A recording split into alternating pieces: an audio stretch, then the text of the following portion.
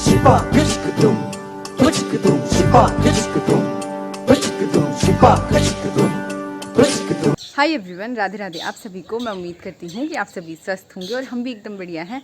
तो देख रहे होंगे आप लोग कि आज मेरी व्लॉगिंग जो है ना वो कुछ अलग ही जगह से हो रही है। तो मैं आई हुई हूँ कोटद्वार। कल आई थी, कल मैं कुछ भी व्लॉग नहीं कर पाई क्योंकि गाड़ी के सफ़र में मेरे से होता नहीं है व्लॉग। फिर कल के दिन में बस ऐसे ही बिजी थी। मेरा जो काम था पहले मैं वही करके आई, फिर मैं दिन के 2-2:30 बजे तक मैं यहाँ घर पे पहुँची। उसके बाद थोड़ा रेस्ट किया तो फिर मैं कुछ ब्लॉग कर ही नहीं पाई फिर। और उसके बाद फिर थोड़ा बहुत हेडेक भी हो रहा था सफ़र की वजह से, तो इस वजह से कल मैंने स्किप ही कर दिया था व्लॉग करना। तो आज नए दिन से सुबह सुबह से व्लॉग की शुरुआत हो रही है। बाकी कोटद्वार का ना मौसम, धूप तो बहुत धुंधली सी लगी है लेकिन उमस इतनी है ना यहाँ, सच में। गाँव वाले तो भाई, गाँव से कोई लोग आएंगे ना यहाँ तो उनको बहुत गर्मी लगेगी, जैसे कल मुझे हुई थी। कल क्या, अभी भी। पर सुबह सुबह ये है कि सुबह सुबह थोड़ा ठीक है, शाम को भी थोड़ा बहुत ठीक है, लेकिन दिन भर के टाइम पे बहुत बेकार हाल हो रहे हैं। बाकी अभी नाश्ता वगैरह बन चुका है। बुआ ने कहा नाश्ता कर लो, तो मैंने सोचा पहले वीडियो स्टार्ट कर लेते हैं, उसके बाद नाश्ता करूँगी।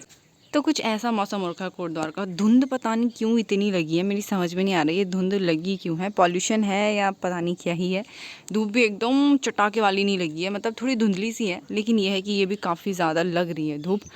बाकी मेरी बुआ के घर के पास में ही ना लोगों की खेती बाड़ी है, तो यहाँ खेती के नज़ारे भी बहुत सुंदर लग रहे हैं यार। क्योंकि अब कोटद्वार भी भाई शहरों से कम नहीं है, तो यहाँ ऐसे खेती बाड़ी देखने को मिलती है ना, तो बड़ा अच्छा लगता है। बाकी मैं यहाँ आई क्यों हूँ वो मैं थोड़ी देर में बताती हूँ। पहले नाश्ता करने के लिए चलते हैं। बुआ आवाज़ें लगा रही नीचे से। तो ये रखा है बुआ ने मेरे लिए नाश्ता। बुआ ने बनाया आलू के गुटके, जो कि बहुत ही टेस्टी होते हैं। बहुत टेस्टी बनाती है मेरी बुआ।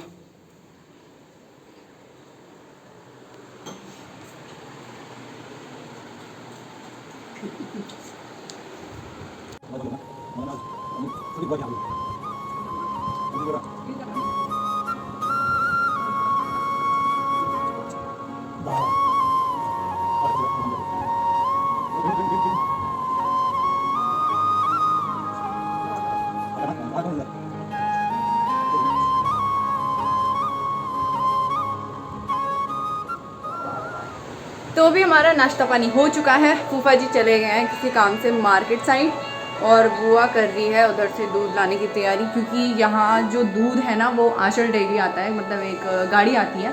कोटद्वार वालों को पता होगा, तो एक गाड़ी आती है जिसमें कि दूध भर के आता है, तो आंचल डेयरी उसका नाम है। तो वही 50 रुपए किलो है दूध, और दूध लाने की तैयारी कर रहे हो आंचल डेयरी से। हाँ, तो बुआ लोग ऐसे ले आते हैं, मतलब रोज़ रोज़ नहीं आती ना गाड़ी, कभी कभार नहीं आती, कभी कभार आती, डेली नहीं आ पाती है गाड़ी। तो बुआ अभी शायद 1 किलो दूध ले आएंगी और फिर 1-2 दिन चल जाता है वो, फिर अगले दिन फिर से गाड़ी से ले लेंगी। कोटद्वार में आंचल एटीएम आपके द्वार। उत्तराखंड का शुद्ध दूध, शुद्ध पिए, स्वस्थ रहे। तो जब तक मेरी बुआ दूध लेने गई है, मैं आप लोगों को बता देती हूँ कि मैं कोटद्वार आई किस काम से थी। तो एक्चुअली मुझे मेरा आई टेस्ट करवाना था। चश्मे तो मेरे पहले से भी हैं, लेकिन मैंने काफ़ी टाइम से आई टेस्ट नहीं करवाया था, तो वो करवाना भी ज़रूरी था। बस ऐसे ही बेबात के चश्मे नहीं बना सकती थी मैं, तो मैं उसी की वजह से मुझे अर्जेंटली आना पड़ा। क्योंकि अब जो आने वाला टाइम है ना उसमें मैं बहुत बिज़ी होने वाली हूँ, क्योंकि घर में कुछ चीज़ें हैं, तो जिसकी वजह से कि मतलब 1 महीने तक तो ये लगाओ मेरा कहीं आना जाना बंद ही हो जाता। तो इस वजह से मैंने सोचा कि अभी टाइम है तो अभी चली जाती हूँ, तो बस इसीलिए आई थी। ये भी ज़रूरी था, इसलिए मुझे अर्जेंटली आना पड़ा था। मैं अभी कमेंट पढ़ रही थी ना, तो मुझे एक कमेंट दिखा कल वाली वीडियो में। मैंने थंबनेल में डाला है कि 4 बकरियां बाघ ने मार दी। तो देखो, पहले तो मैं थंबनेल में कभी झूठा नहीं लगाती। उसमें किसी ने मुझे बोला था, मतलब उन्होंने अच्छे से प्यार से ही मुझे बोला कि पूरा पता करके आना, क्या पता किसी इंसान की कोई करतूत हो। तो यार देखो, इतना लालची और इतना बेवकूफ़ तो अभी तक हमारी साइड कोई इंसान नहीं है। कोई गरीब आदमी यार जो बकरियां पालते हैं ना, जो लोग ज़्यादा पालते हैं ना, तो वो क्यों पालते हैं? रोज़गार के लिए पालते हैं। और कोई दूसरा इंसान अभी तक तो हमारे एरिया में ऐसा कुछ कभी हुआ नहीं है कि लालच की वजह से वो उनकी 3-4 बकरियां कोई दूसरा मार दे। और यार इतना बड़ा एरिया भी नहीं है, और हम लोग ऐसे अनजान भी नहीं है इस जगह से जहाँ हम रहते हैं गाँव में, कि कोई किसी को जानता ना हो कि अगले ने 4 बकरियां मार दी और वो कहीं बेचने के लिए लेके जाए, और किसी को पता ही भनक ही ना लगे कि किसने मारी, कहाँ गई बकरियां। तो इतने बेवकूफ़ तो कोई है नहीं। मुझे पता है आपने प्यार से और सजेशन से ही बोला कि पता करना कि कितनी मारी, किससे मारी, तो वो बाघ ने ही मारी थी वो बकरियां, पता रात जाके मिली थी। और वहाँ मैंने कल वाली वीडियो में दिखाया भी था जैसे कि कितनी सारी झाड़ियाँ हो रखी थी उस साइड, तो बाघ ने ना पहले ही मार दी थी उनकी बकरियाँ, उन्होंने बाद में खोज करनी शुरू की थी। उनकी गलती ये है, वो बकरियाँ चराने के लिए लेके आए थे और बकरियाँ ऊपर साइड चल रही थी। जिस टाइम मैंने उस टाइम शायद वीडियो नहीं बनाई, बकरियाँ चमक रही थी पहाड़ पे जब चल रही थी, क्योंकि वाइट सी थी। उधर साइड बहुत सारी झाड़ियाँ हैं और वैसे भी बाघ का डर है। तो हम उधर साइड जैसे बैठने गए ना, तो उस टाइम तक तो उनकी बकरियाँ चल रही थी, वो ठीक थी, मतलब उनको पता भी नहीं लगा था। तो बकरियाँ ऊपर पहाड़ी पे चल रही थी और वो नीचे खेतों में बैठे हुए थे।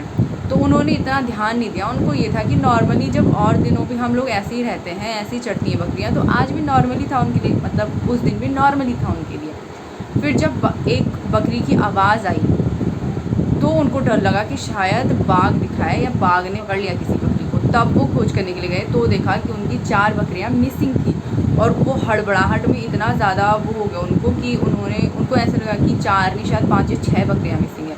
फिर जब घर गई बकरियां, लोग ढूंढने के लिए आए तो गिनती की तो पता लगा कि 6 नहीं 4 बकरियां मिसिंग है, जिसमें से कि 3 बकरियां उनकी थी जो हमारे सामने आए थे उस टाइम, और 1 बकरी दूसरों की थी, ठीक। और जब बकरियां लास्ट में शाम के टाइम पे जो उनके पूरे गांव वाले ढूंढ रहे थे ना वहाँ बकरियां जंगल में, तब जाके पता कैसे मिली थी बकरियां। एक बकरी उधर साइड थी पहाड़ी पे, जिधर साइड हम बारी दे रहे थे ना, उस पहाड़ी के ऊपर पे थी एक बकरी मरी हुई, और वो भी पत्तों से ढका रखी थी बाघ ने, ठीक है। और बाघ इतना बेवकूफ़ भी नहीं है, बाघ बहुत शातिर जानवर होता है, तो उसने पत्तों से ढका रखा था वहाँ पे कि ताकि किसी की नज़र ना पड़े। और एक बकरी उधर साइड थी और 2 बकरियों का मुझे आइडिया नहीं कहाँ मिली, लेकिन ऐसे ऐसे करके जंगलों पे बहुत ज़्यादा ढूंढने के बाद तब जाके अलग अलग दिशाओं में मिली थी 4 बकरियाँ।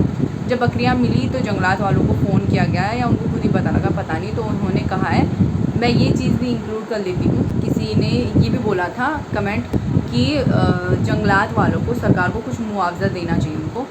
तो जब ये बात जंगलात वालों को पता लगी कि बाघ ने 4 बकरियां मार दी हैं और वो भी रोज़गार था उनका, चाहे रोज़गार ना भी हो यार, लेकिन फिर भी गांव वालों का तो देखो जानवरों से कुछ अलग ही रिश्ता होता है, दूध का, और फिर बकरियों से तो रोज़गार चलता है उनका, है ना, हर चीज़ से ही रोज़गार ही होता है। दूध ज़्यादा है तो रोज़गार भी काम आ जाता है, कम है तो अपने लिए ही बहुत होता है। इस बात को बुरे वे में मत लेना। हाँ, मैं ये कह रही हूँ कि मतलब गाँव वाले अपना थोड़ा थोड़ा बचा के उससे भी रोज़गार कर लेते हैं, फिर चाहे वो बकरी का व्यापार हो या फिर गाय का व्यापार हो। गाय का मतलब चाहे गाय बेचने का हो, चाहे गाय का दूध बेचने का।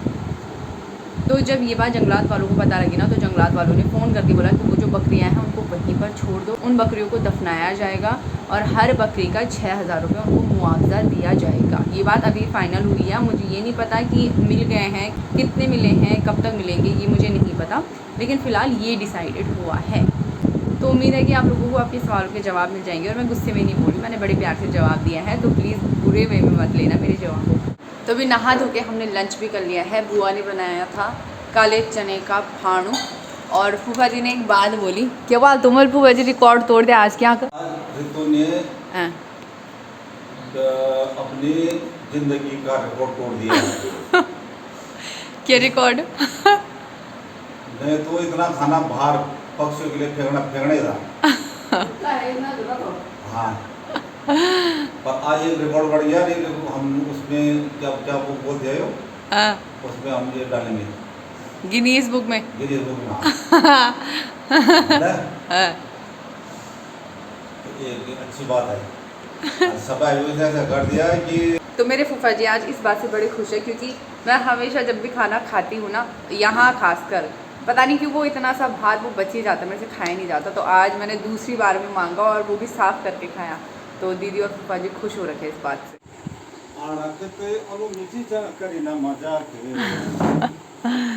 क्या लाए हैं आप? तेरी दीदी का फेवरेट आइटम। तो ये आ गया भाई हमारे लिए समोसा भी और जलेबी भी। और मेरी बुआ तो मेरे पीछे लगी थी कि बार अपने लिए पोहा बना और पोहा खाती। बुआ की थोड़ी तबीयत डाउन है। आराम से खा।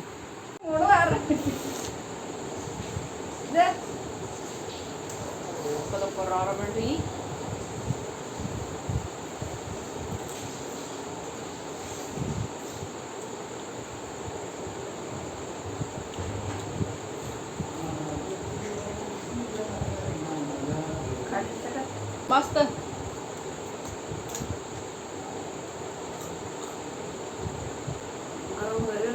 गरम गरम मज़ा आ रहा है भाई खाने में। तो इसी के साथ आज का दिन भी समाप्त हो चुका है और आज के व्लॉग को भी समाप्त करते हैं।